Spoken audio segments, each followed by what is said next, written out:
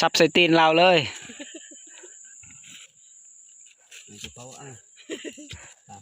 ใบนะตกแล้วเอาตะเต่าเฮ้ยสิ่งเห็นพวกมาเรือจุกกำลังอ่ำป้าพี่น้องตอนนี้ก็มาพอกับเบามวยคือเก่าตอนนี้กับเบามวยกับกำลังสิไปซักไทยในพี่น้องซักเข่าพี่น้องพี่น้องอันนี้ก็คือทีมงานเฮาทางหลังพี่น้องพวกก็กับประมาณรวมทั้งหมดกับประมาณ6 คนพี่น้องแต่ว่าเฮาก็สิไปซักไข่กันนี่อันนี้ก็คือไข่ของเขานะพี่น้องตัวนี้ครึ่งหนึ่งพอดีพวกน้องๆเพิ่นซักแล้วพี่น้องอันนี้ครึ่งหนึ่งก็คือซักแล้วยังอยู่พูนยังทันได้ซักพี่น้องแล้วพอดียังทางพูนก็มีคนซักนำพี่น้องแต่ว่าเฮาสิไปซักวิธีการซักเขามันเป็นจังใดในวิธีในเขตชนบทของเฮาพี่น้องเฮาจะไปเบิ่งนำกันพี่น้องเกียมที่จะซักเขาพี่น้องอันนี้ก็เป็นผู้ซักพี่น้อง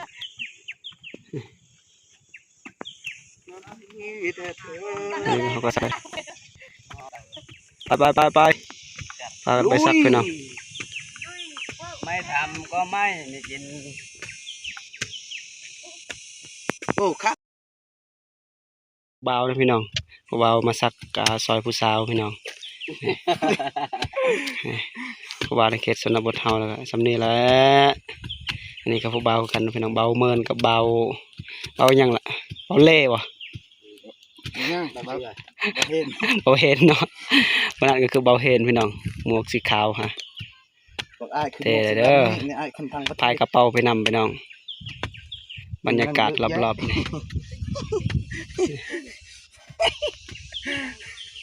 อันนี้คือบรรยากาศรอบๆนั่นนี่พี่น้องเราจะไปซักน้ำกันพี่น้องอันนี้ก็คือเอาเขาใส่กระตุกเขากระปัดกระตุกเนาะแล้วก็ห้อยนี่มันมีสายพี่น้องแล้วก็ใส่เต็มนี่แล้วก็ผู้นึงมันซับพี่น้อง2 คนก็คือซับผู้บ่าว2 คนซับแล้วก็ที่ผู้นี้เอาใส่เลยนะพี่น้องคือมันมีหูแบบนี้พี่น้องเอานี่เขาก็เอาเขาเนี่ยก็ปะเลยนั่นนี่ใช่ป่ะนี่ใช่นี่ป่ะเขาก็จะซักพี่น้องให้นี่ก็ยังไม่ทันแล้วหลังจากเขาซักแล้วเขาต้องเสียหญ้าอีกได้พี่น้องว่าแม่นเขาสิซักปะซื่อๆพี่น้องเขาต้องเสียหญ้าอีกไปเขาจะไปซักน้ำกันพี่น้อง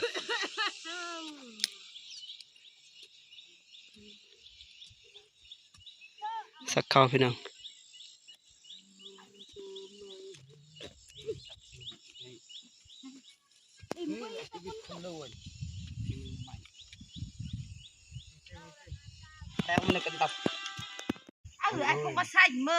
นี่แหละพอดีเขาก็ซักข้าวฮอตประมาณนี้แหละพี่น้อง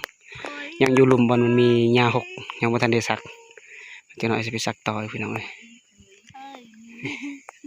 ถ้าผู้บ่าวเฮ็ดนั่นซักเขาไว้เลยเอาใส่จนบ่ทันส่งพรมเขมรบางสักเข้าไว้เลยผู้ใส่สุดเสื้อทหารพี่น้องเราสักปุ๊บเผาใส่จนบ่ไหวเลยโอ้นำเราบ่ได้พี่น้องเก่งผู้สาวพี่น้องมีผู้สาวก็พอสักเขาไว้แล้วเนาะคันเขาบ่มีนางมิงมาคือสิบ่ไหวแล้วก็ยันนี่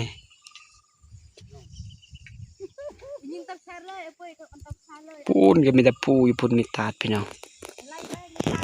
มีตาดอยู่พุ่นอันใดตาดพี่น้องมีแต่ผู้พา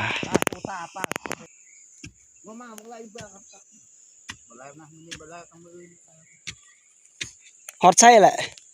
เบื้องนั้นแล้วบ่แล้วอย่างก้อนหินใหญ่ๆเบื้องนั้นแล้วบ่มาเป็นยัง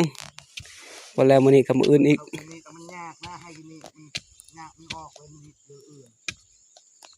หญ้ามันออกเตือนเอื้อนแล้วยากอ่ะเนาะ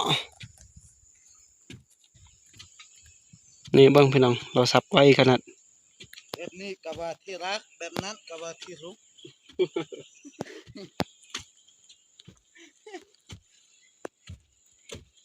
ได้กินซอยจุนี่เนาะที่มาซอยจุเด้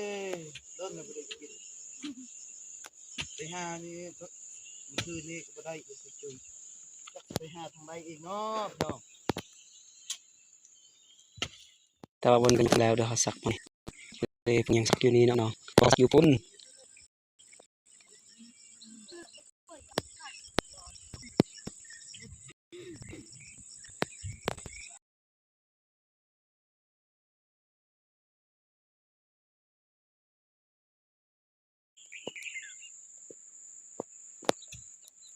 ซักเข้ายังบ่แล้วพี่น้อง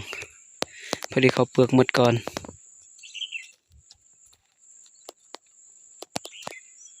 นี่แหละวิถีชีวิตในเขตชนบทชนเผ่ากระตูเฮาพี่น้อง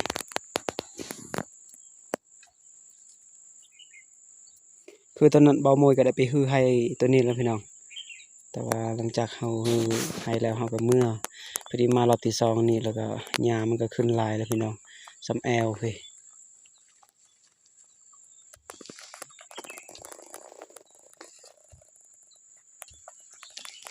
บรรยากาศรอบๆพี่น้องเอ้ย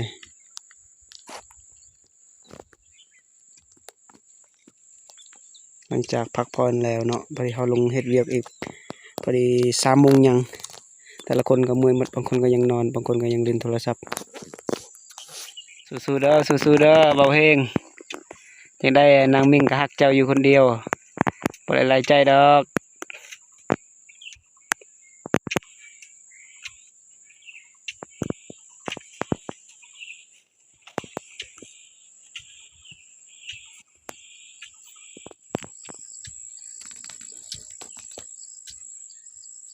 เจี๊ยกนี่ได้ทั้งงอกนี่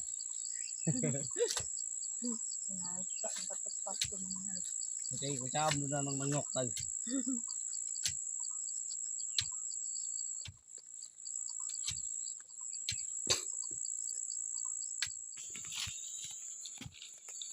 bây giờ mày 10 ngày để tao chụp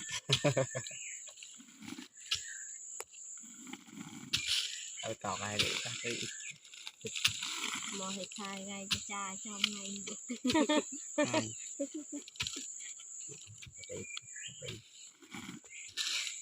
สบายดีนะพี่น้องตอนนี้ก็คือเบามวยจะปิดคลิปพี่น้องคือบริเฮ็ดมันบริเฮ็ดดอกแต่ว่าสำนี้แหละคลิปนี้ก็สั้นๆสำนี้บริยาวพี่น้อง